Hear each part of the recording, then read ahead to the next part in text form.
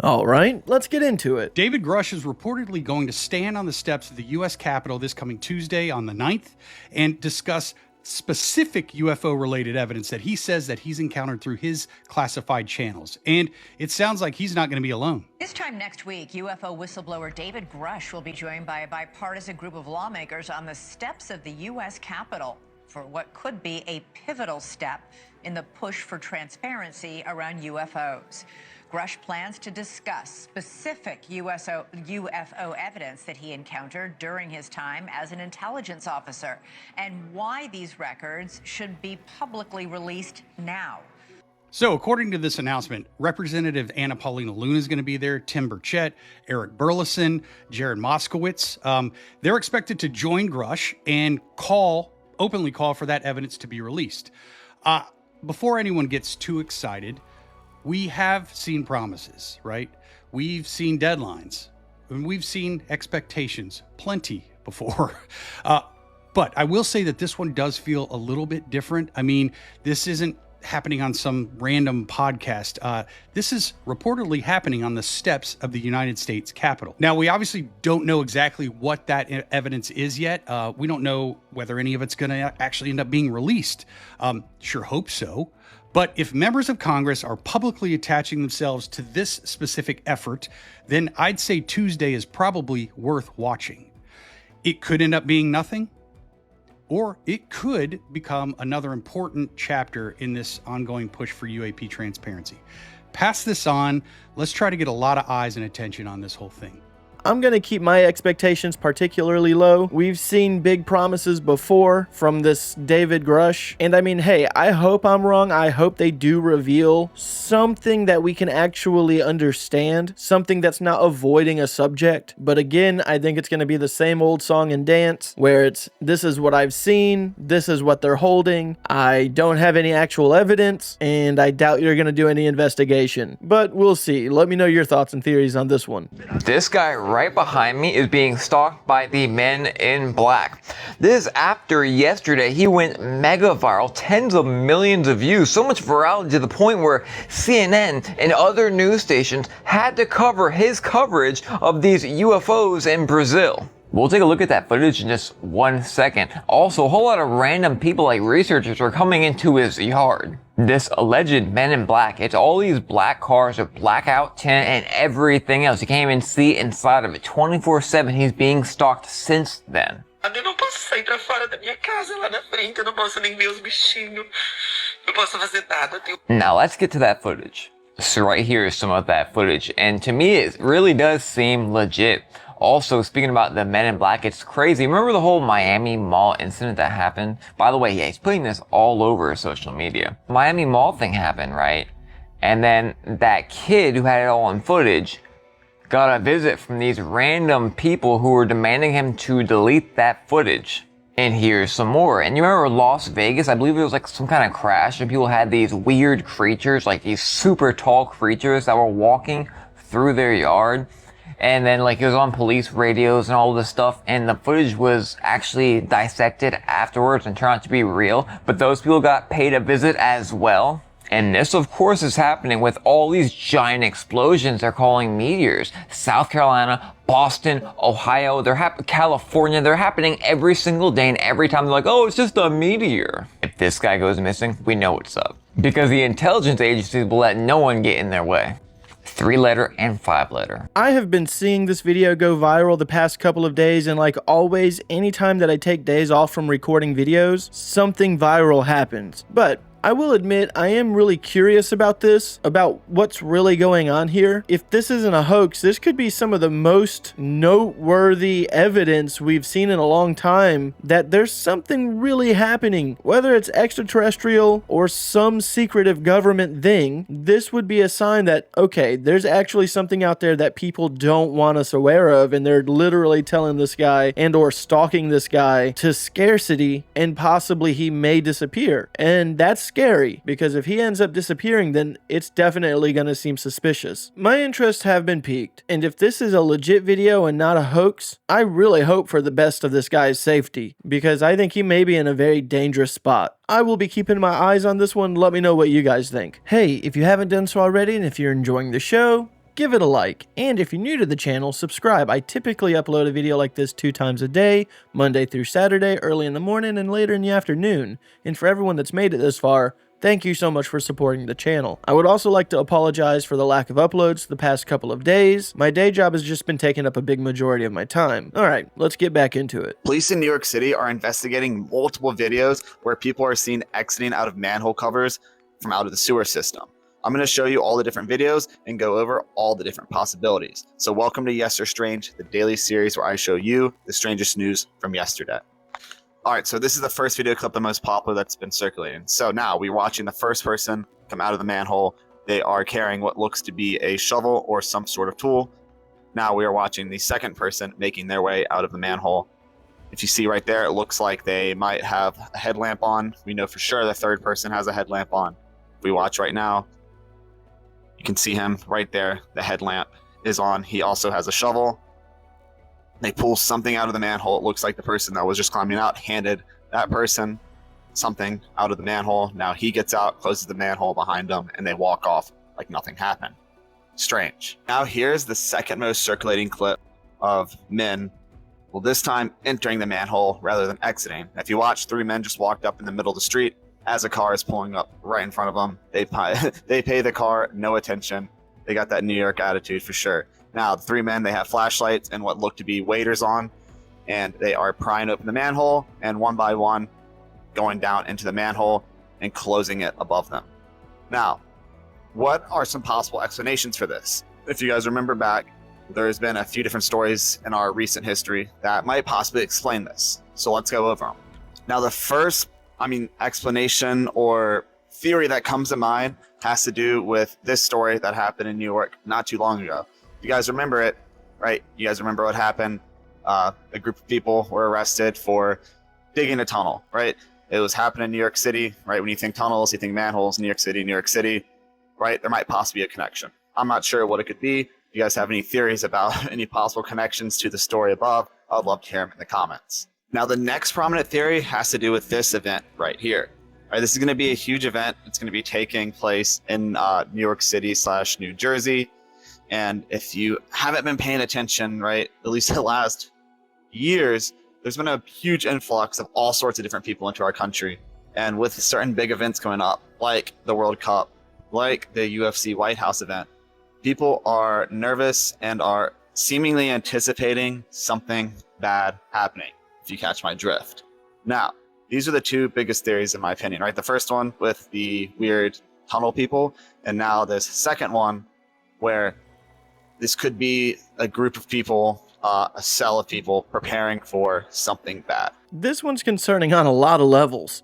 For all we know, these could be criminals using these tunnels for movement and or storing illegal goods or people. And or it could also be urban explorers where they're just a bunch of guys having a good time exploring the sewers. That's not necessarily safe, but it's way better than some criminal organization. And there could also be this really dark possibility that there's criminals planting explosives, preparing for a major attack, or at least to cause mass destruction. Hopefully there is a team of investigators that do a thorough job of investigating these tunnels, maybe even trying to identify who these people are, but the tunnels definitely need to be explored and investigated just to make sure no one did anything nefarious. At least that's my opinion. They just discovered a giant underground tunnel and no one knows what it is. This is actually terrifying and kind of cool. Deep beneath Jerusalem, archaeologists have been doing research while uncovered a huge ancient tunnel system stretching over 150 feet underground. This isn't just some small passageway, obviously. The tunnel actually contains massive chambers, heavily carved walls, and even very sophisticated ventilation shafts, which suggests people could have been living down here maybe. And of course, this also means that whoever built this had incredible engineering knowledge, especially from when this thing would have been built. But this is where things get weirder. It's me. Of course it's going to get weirder. Normally when archaeologists discover something like this, they can work out what it was used for when it was built pretty quickly. A tomb, a shelter, even some kind of water system. But this time, they're not sure. Now, some experts are thinking that it could have been something built and used during conflict thousands of years years ago, but right now there is literally no answers. But some kind of medieval war shelter is kind of the best explanation because of the ventilation shafts that have been found. But somewhere in the past is the truth about what this tunnel actually is. And while archaeologists and researchers are down there, who knows what else could be buried that we could find out a lot about. There's literally history buried underneath our entire planet that could change how we see the entire world. What do you think this was built for? I will keep you updated. Hey, they say that this tunnel could rewrite history. Knowing humanity, this was probably just some storage unit to store someone's junk. Let me know what you guys think it could be. Researchers recently discovered that AI models can become increasingly emotionally unstable, and these problems are unlikely to ever be resolved because we're making increasingly complex models which have increasingly complex emergent behaviors.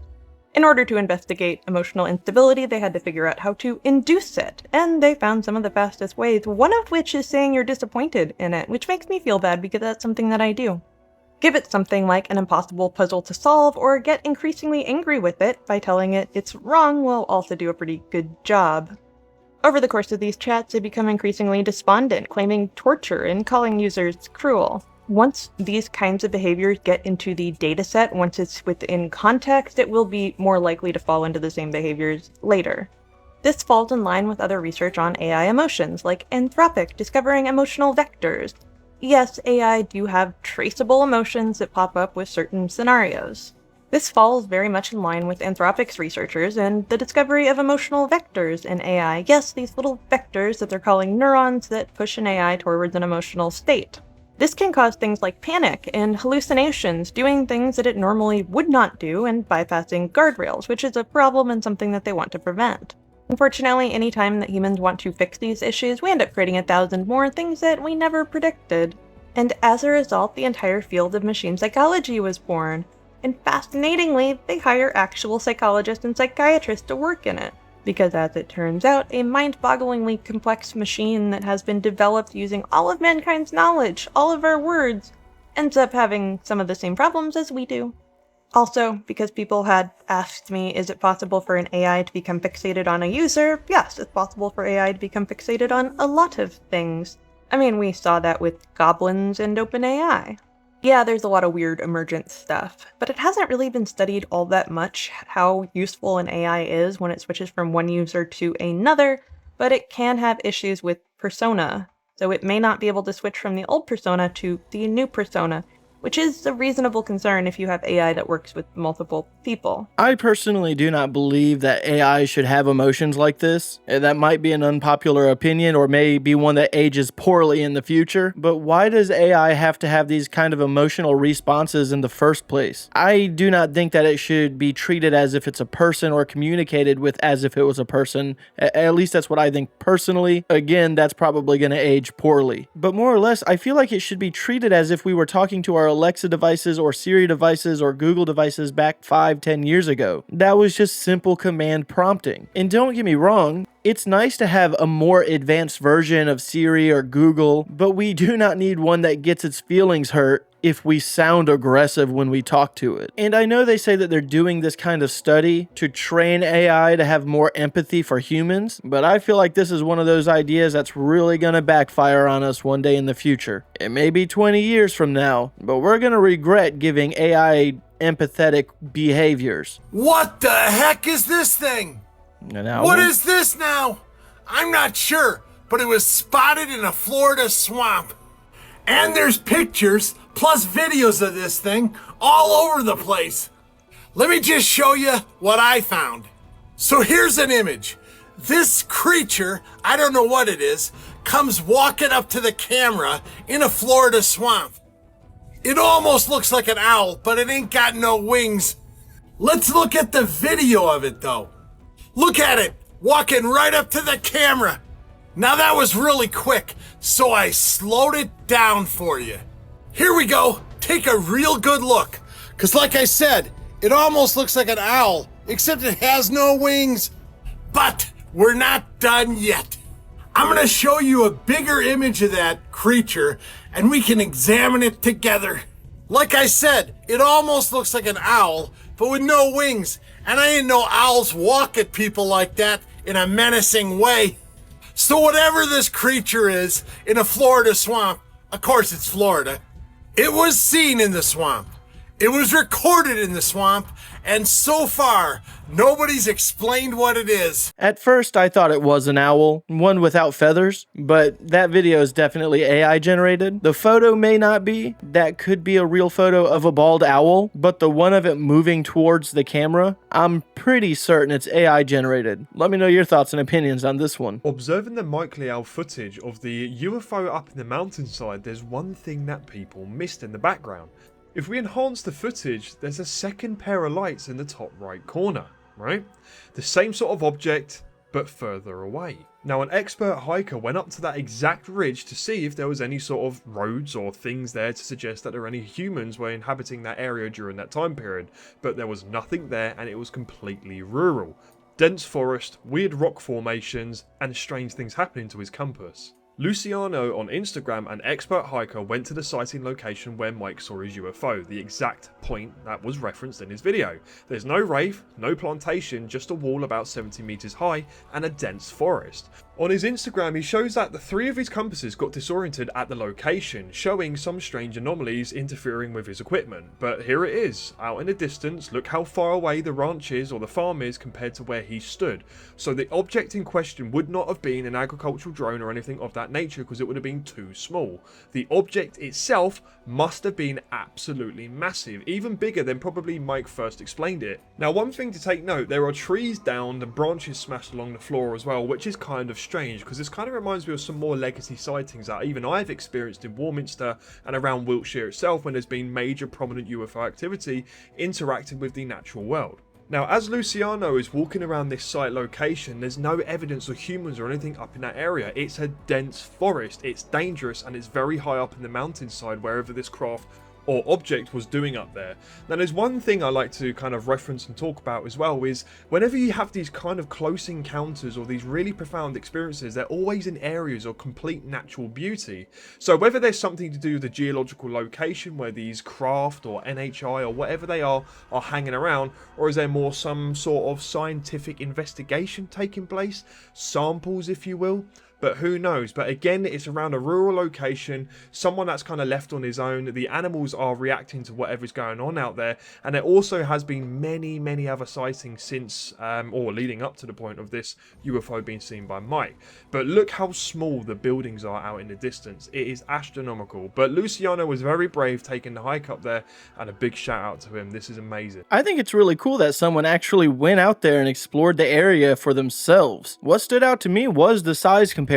Looking at those lights against the trees, again, it was really dark and maybe the lights were just overexposed, but that size did look very massive in comparison to like that farm. And there was some downed trees and they weren't completely brown, meaning that they were downed fairly recently. Kind of makes me wonder if there was something there radiating, but what could it be? I'm really curious about this one. Aline Wang. So she was the mayor of Arcadia. She was just arrested for working with the Chinese government for pushing pro-Beijing propaganda. She pled guilty for acting as an unregistered agent of the Chinese government. She did all of that stuff before, but when she got sworn in, she didn't disclose any of her previous alliances or workings in the community that she had been. I wonder, they're recruiting a random mayor. What else are they doing? Was she even recruited? Was it a plant? Like, that's the interesting thing. Like, was this the long game? All I can figure is if she's that plugged in, she's got to know some little loophole to how she was doing it. Yeah, my brain just goes, who else is looped in on this in government? Yeah.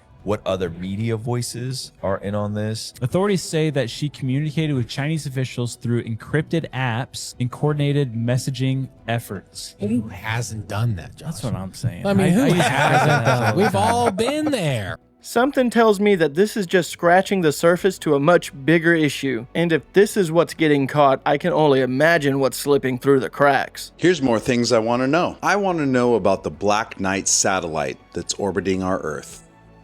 Now, if you look this up online, there's statements that say this is a conspiracy theory, that this is not what people think it is. But yet, there's photos of something in our atmosphere floating around. Believers in the Black Knight think it's been here for about 13,000 years, and they think it's an alien ship. Some of the proof of the Black Knight satellite and its connection to Earth go all the way back to Nikola Tesla in 1899, when he picked up strange radio signals. In 1977, Norwegian radio engineer Jørgen Hals photos reported getting mysterious, long, delayed radio echoes he couldn't account for. And in 1957, apparently an unknown object was shadowing Sputnik 1 in polar orbit, which neither the US or Russia had the technology to achieve. This all adds up to the mystery of the Black Knight satellite. And the photos we have today that circulate the most are from 1998, when the astronauts in the Space Shuttle Endeavour photographed an unusually dark object floating above Earth. Could it be alien? These photos are still supposedly the most convincing evidence of the Black Knight satellite, which then leads to NASA's official explanation that this Black Knight satellite was actually a thermal blanket floating in space that just slipped out during a spacewalk. Oops! Space blanket, Black Knight satellite. We're so dumb. How could we confuse this? Astronaut Jerry Ross confirmed that this was a blanket, and former NASA engineer James Oberg, who led the trajectory design team, also substantiated this explanation. I'm so bored. It's a space blanket. Please. Maybe it is a blanket. Maybe it's a rock. Maybe it's a piece of space junk. Maybe it's an alien spaceship. Maybe it's military tech. Why do people think it goes back 13,000 years? How do they have evidence of that? But what I want to know, aside from this maybe being a spaceship or not, is why does the International Space Station not get hammered by debris and trash that's rotating around our planet at 17,000 miles an hour and destroy it to kingdom come, like the movie Gravity, where they depict just that? If there's so much stuff in our atmosphere rotating and speeding up that fast, why do we never hear about the International Space Station getting obliterated by junk? I don't know, but I want to know.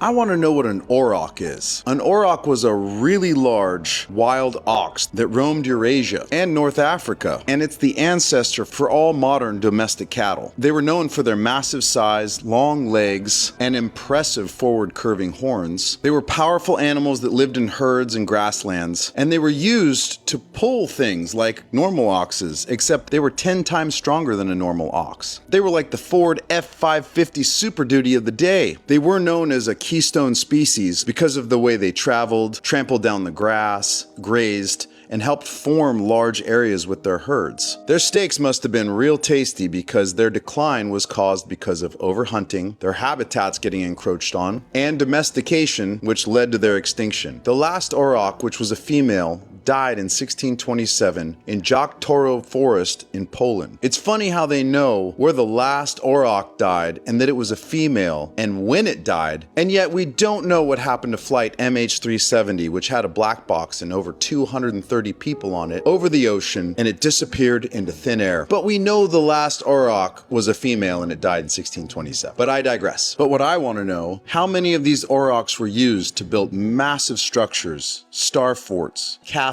cathedrals in the history of our world? Because normally we hear of oxes, but the auroch was 10 times stronger. And I want to know how much is credited to them for helping build all those old structures. I don't know, but I want to know. But what I really want to know is who on that list is going to jail first in America. The good old Black Knight satellite. That one has been around for a while. What I would really like to know is for the people that do not believe in space and they think that everything that NASA does is fake, which I'm not saying that they're wrong, why would they have this CGI'd in to where people would see this, what they're calling a Black Knight satellite, in the first place? That causes people to speculate and rumor and theorize that there's more out there. Or could they actually be up there and that was truly a thermal blanket? That one's a bit more of a harder pill to swallow, but it could very well be the case. I would like to hear your side on this one. So there are times that I think that people with schizophrenia can see things that we can't.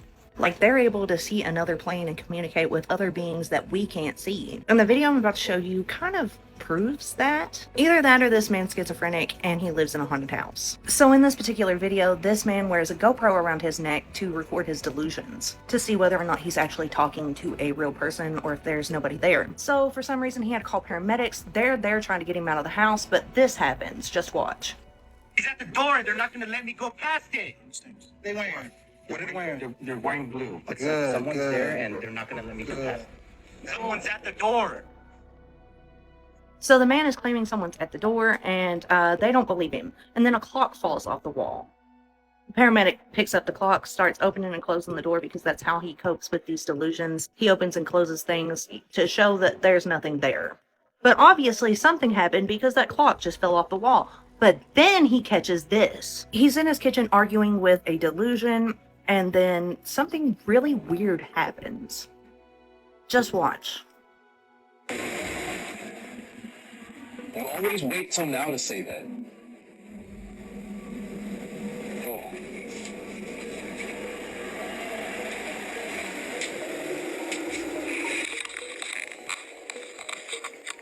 Alexa, light on. He turns around because he hears a voice and realizes that the curtains over his door are moving back and forth. So he steps out and starts opening and closing the curtain to his kitchen to show that there's nobody actually there. When he realizes that his coping mechanism isn't working and it's still happening. So he walks back into the kitchen to examine the little curtain that he has, and it lifts clean up off the floor. And this freaks him the f out. Now it makes you wonder if the delusions and the people that he is seeing in this home are actual delusions, or if they are spirits that are causing all of this. Man, that's gotta be horrible. You already have schizophrenia, or do you at this point? Could you actually just be seeing the ghosts or demons that are in your home, or is the schizophrenia activating it even more? And having a physical clock just fly off the wall when you're saying you're seeing someone stand in the hallway does not help the situation anymore. The brain is a scary thing, but for this guy, he may need to move out of that house. What you are looking at could become the world's first lawless floating city, and it's intended to change the way we live forever. It's called the Freedom Ship, and when it was first conceptualized all the way back in the 1990s, the idea was to create a permanent floating city in international waters so people could escape from every government on Earth and live freely away from things like taxes, laws, and regulations. And because in 2026, that sounds more appealing than ever, the plans to build this ship are now being revived. It can carry over 80,000 passengers or citizens. Keep in mind, the largest current cruise ship can only carry 7,600. It would be about 1 mile long and 800 feet wide and have almost everything a city could offer. Multiple hotels, a 15,000 seat sports stadium, water parks, helipads, a symphony hall, an aquarium, restaurants, and the list goes on. Oh, and to top it all off, it would be nuclear powered. But there's two major drawbacks. Firstly, the estimated cost to build this Freedom Ship is $16 billion. And secondly, the whole no laws idea might sound fun at first, until some crazy happens on here that you can't go back from. For example, the company behind this project is saying that they're already being hit up by medical research firms, specifically because this ship would operate outside of any regulatory body on Earth. So, don't know what those experiments would be. But the question is a lawless floating city a good idea? Or not? Well, I mean, we all know that that ship is going to be for the top shelf pieces of trash. Only the crookedest of nastiest elites are going to go to that ship, and normal people will not be able to. There's definitely going to be some kind of upcharge or some kind of expense to board. I mean, the people that operate the ship have to make money somehow. It's just not going to be taxed. I personally do not see this being a good idea. In theory, it sounds nice for everyone, but not everyone's going to have this experience. Not to mention, if something catastrophic happened, we'll be seeing movies about it in the next 50 years. There's something definitely going on at Yosemite. Now, out of all the parks I've been to, it is by far the creepiest. There was this man named Tom. Tom and his friend Benny, they decided they were going to go hiking in northern Yosemite, which happens to be the most remote part of the park. Now, they set off on this 10-mile hike, and they got to about the 4-mile marker when Benny had to use the restroom. So he goes off the trail into the woods, and Tom waits for him. Well, 5 minutes pass, Benny doesn't return. 10 minutes pass, he still doesn't return. 15 minutes pass, and he still hasn't come back. So Tom's like, maybe I should go check on him, like something might be wrong. So he heads off the trail and he goes into the woods, into the direction Benny went. As he's walking through the woods, he's yelling, Benny, Benny, where are you? And he doesn't hear anything. But that's when he realized, like, he didn't hear the birds chirping. He didn't hear any insects. It was completely quiet. Then he hears Benny's voice say, I'm over here. So he goes in that direction. And he follows the sound of Benny's voice. But then he comes out to the spot and he sees Benny is on the ground. Something has attacked him and he is not moving. But he still hears Benny talking.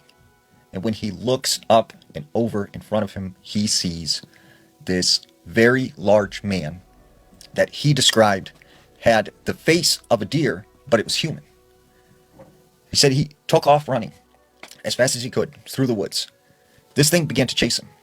He would go one way and this thing would be in front of him. He would go the other way and it would still be in front of him. He could not get away from it. Eventually, he makes it back to the trail. And as he's running along this trail, he smacks into someone. And as he looks up, it's Benny. And he goes, "Hey, Benny, like, what happened to you? Where'd you go? Like, are you okay? Are you hurt?" And Benny's like, "Well, you know, after I went into the woods to use the restroom, I heard you calling my name, telling me to follow you. So I went in that direction, and I ended up here." So he tells Benny, he said, "That wasn't me. We need to leave now." So they take off running as fast as they can, and they make it back off the trail.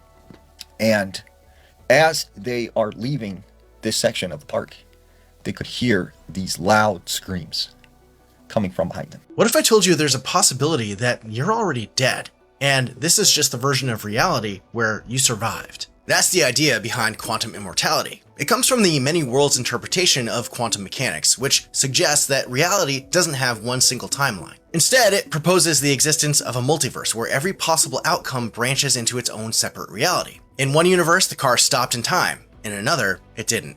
And your consciousness only ever continues in the branch where you survive. Think of Schrodinger's cat. The cat in the box is in a quantum superposition, considered both dead and alive until you open it. But the many worlds interpretation says that both outcomes actually happen. In one reality, the cat lives, and in the other, it dies. And the same could be true for you, except for your consciousness only ever wakes up in the one where you made it. And that's why people bring up Frane Selick. He was a Croatian man who should have died at least 7 times, and depending on how you look at it, either he was the luckiest man alive, or his story is the best argument for quantum immortality that we have. In 1962, he was the only survivor of a train derailment that went into a frozen river. 17 other people died. A year later, he was sucked out of a plane mid-flight, fell 800 meters and landed on a haystack and lived somehow. He also survived a bus crash, multiple car crashes, a car fire, and was plunged off a mountain cliff once before winning the lottery in 2003. So is it possible that he actually jumped timelines where in the others he didn't make it from those accidents, but from his perspective, this was always the reality where he survived it all? And this could also explain Mandela effects. If you slip from one reality into the other,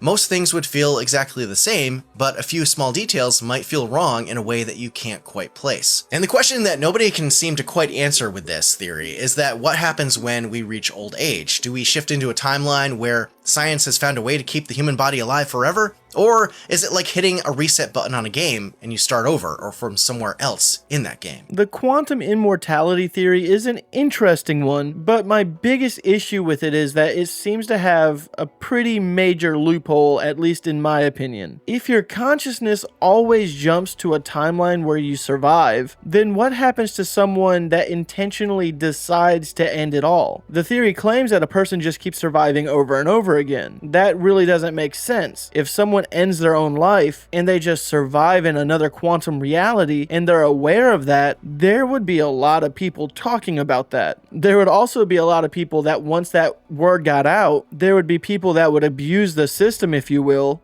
and end their own lives just to quantumly be materialized into a life where they're successful. Let me know what you guys think about it.